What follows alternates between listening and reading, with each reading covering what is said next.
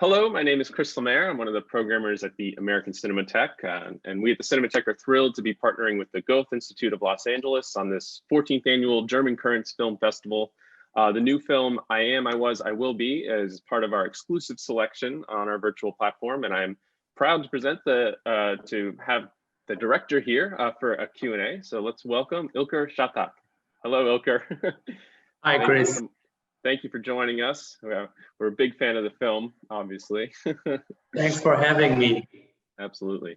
I just wanted to start, this is your second feature after 2017's Once Upon a Time, Indianerland.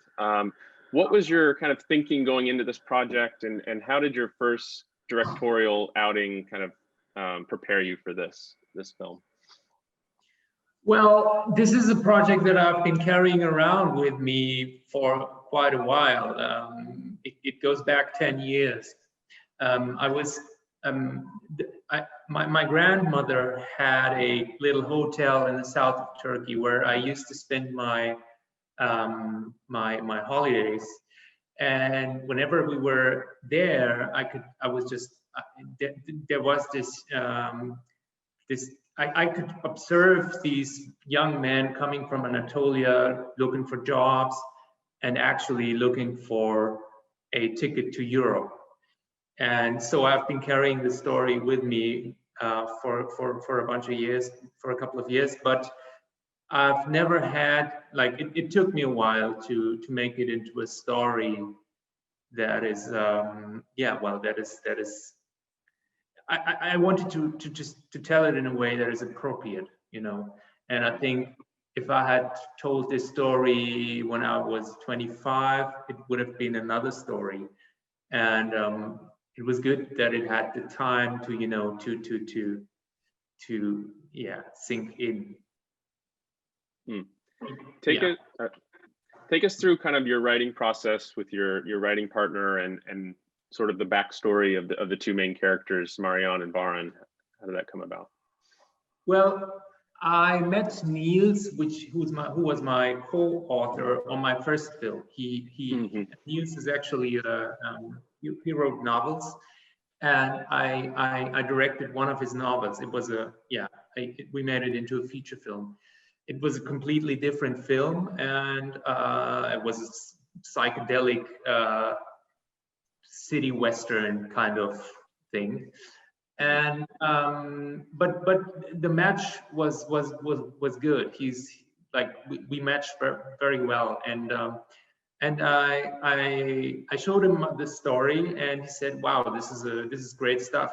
Let's work on this." So we started working on it, and it took us like 3 years to come up with the final draft.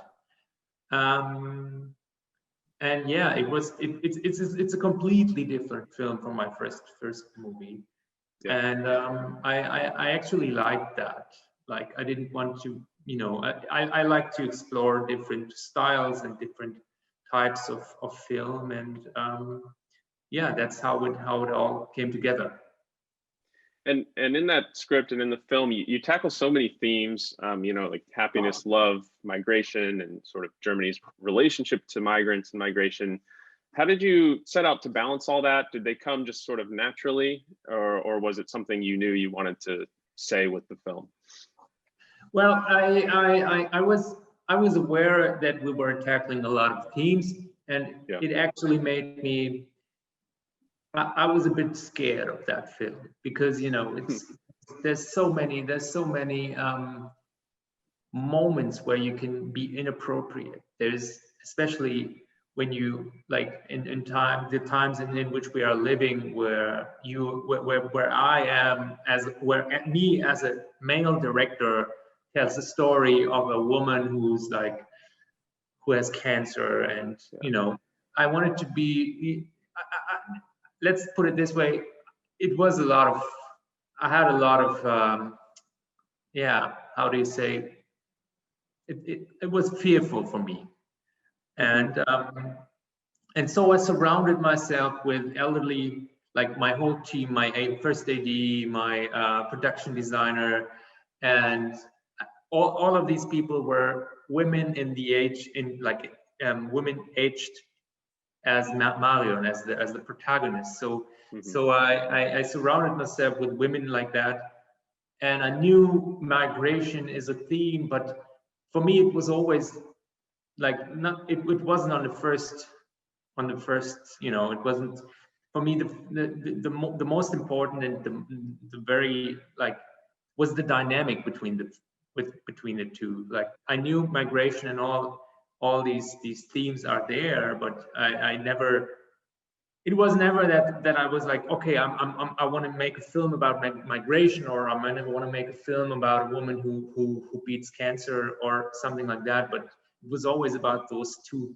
people and that dynamic of having a man who's actually a prostitute marry a woman who is like in charge, you know.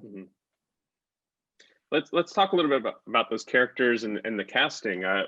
Can you talk about casting Anne Ratte-Polle as the lead and how you kind of found her? Well, yeah. I didn't know her, to be honest. And my casting director, Simone Beer, who's a fantastic casting director, she came up with that idea. So I said, okay, let's meet her. I met her the first time, and then I met a second time. I gave her the script. We started talking about it, and there was no casting process. So because I don't know, I don't like castings. It always feels a bit weird. So, but it's part of the game. But and still, I said to her, you know what? Let's not have a casting. I like the romantic idea of just, you know, making a proposal, kind of. and she said yes. And after that, we went to Istanbul and we had a casting with her and possible partners. So, and there we had another casting director, Turkish one, Ezgi Baltaş, great person, great colleague. And she came up with really fantastic voice. And but when I saw Arman Uslu, who was playing Baran, it was just very clear that he had to be it.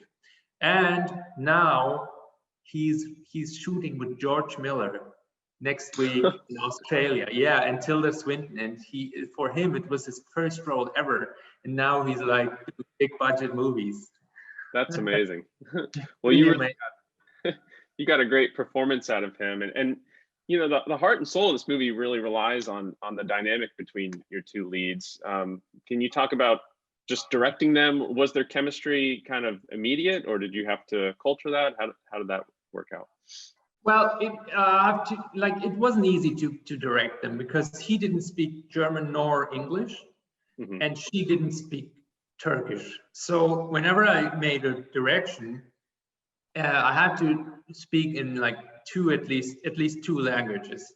So I had to tell it to her in German, and then I had to tell it to him in Turkish, and then they were trying to speak to each other, and I was like, it was a constant thing of, you know, translating, and it wasn't like they became like, when we were shooting it, it wasn't like they were friends or anything. They were just, you know, they didn't talk to each other. And I was kind of worried about it. Like I was thinking like, okay, they should probably be good with each other and go and have a beer or something in order to have chemistry in front of the camera. And I was a bit worried, and I tried to, like, I was just really happy to be that later, to be in the editing room and see that it all worked out somehow. But the shooting process was no flow at all. Well, you can't tell in the film. Their chemistry is just amazing. Yeah. I was wondering if you could talk a bit about your influences. I've people writing about this film, I've seen it compared to Fassbinder and Douglas Sirk, which I think is kind of spot on. Did you see yourself kind of playing up to those melodramas, or did you have any inspirations in your mind as you were working? Well, no, it was. I know that when I was no, it wasn't Fassbinder or Douglas Sirk, but I grew up with like my film socialization was very much the films of Paul Thomas Anderson, and I remember telling Anne to watch There Will Be Blood, because I kind of, you know, that guy that was like absolutely ruthless. Yeah. I don't know. I kind of wanted her to watch that film, and apart from that, there's a French director called Jacques Audiard, and his films were actually inspiring. And there was a Turkish director called Nuri Bilge Ceylan, and I mean these guys were contributing to this film. But yeah, but apart from that, of course, there's many filmmakers that have been influencing me. Of course. Well, yeah. You know, the film, our audience would have seen this film by now, so I can spoil it. But it ends on a somber yet hopeful note.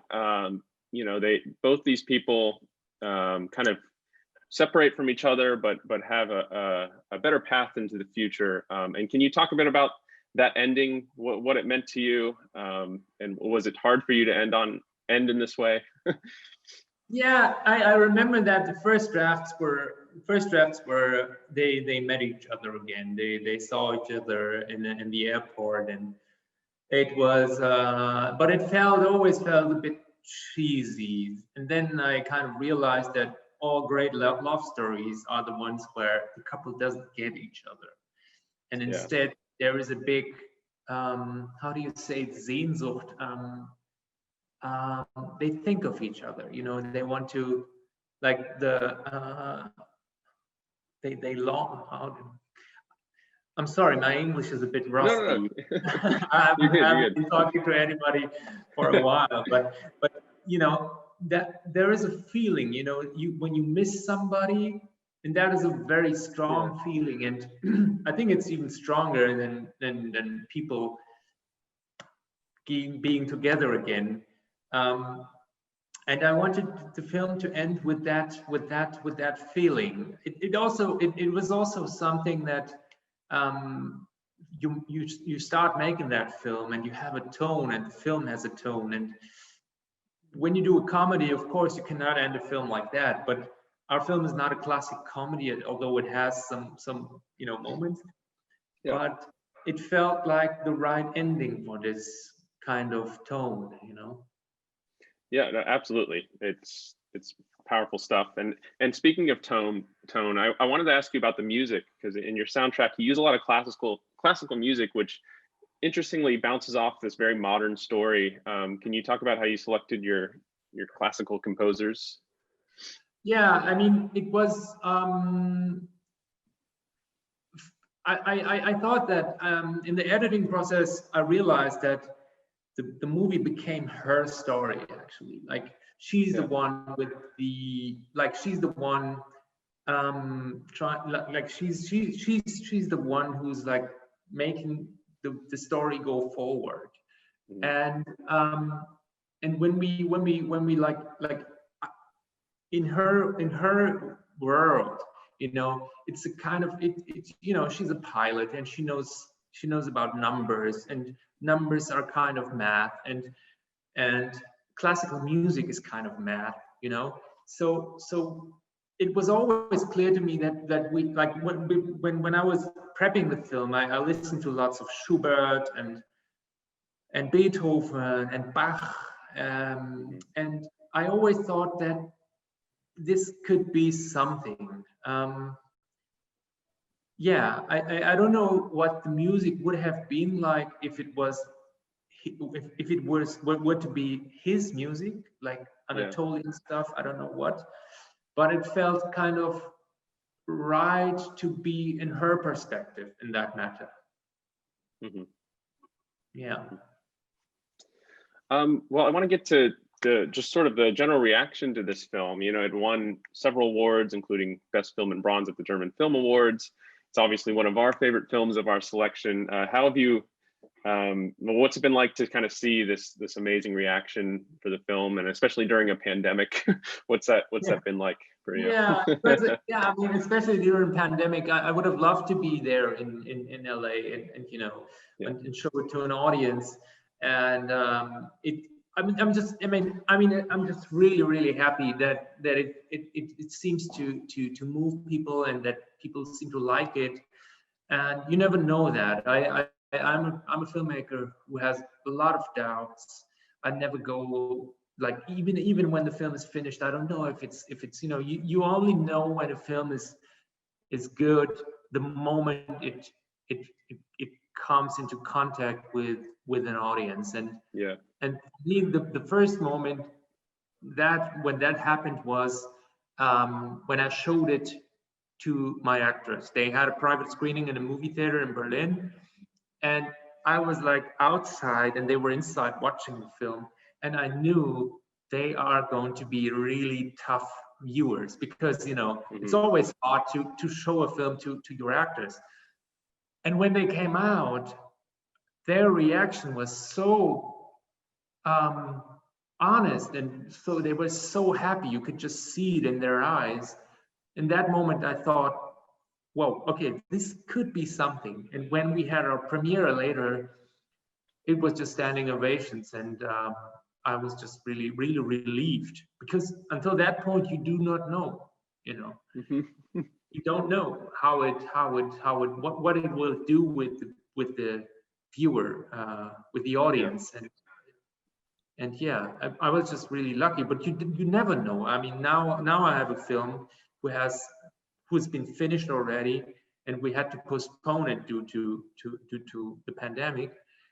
And it's just for a year now, I'm just like, what is this film going to be like? Like that moment, and when it comes together with an audience, it's just, you know, it's a big thing for a filmmaker.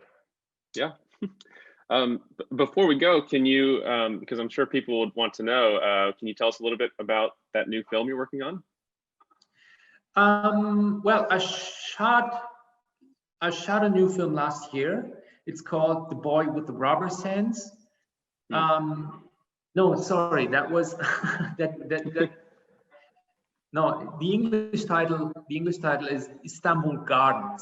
It takes place in Istanbul and Germany again, and it's about two boys who set out to find the father of the one in Istanbul. And it's a story about friendship. And right now I'm in the editing room, and because we shot a new film last week was wrapped. So I have two films coming up. And oh wow. Yeah, and I mean, yeah. Well, very cool. Right. We're very much looking forward to both of them, and I want to thank you for joining us here today. We can't recommend your film enough, so we're very excited to include it. So. You know, a big dream actually would be to make it a remake in the US, because you know, there's a lot of like let's say Puerto Rico or Mexico or whatever people or young boys from there. There's a lot of, you know, and it would be a dream to see this film being remade in the US. So if anybody is watching, the rights are still available. I own them. And feel free to contact me. Very cool. I'm all for it. I love it. Well, thank you so much, Ilker. Thank you for joining us. This was a pleasure. You're welcome. Thank you too. Thank you very much for having me.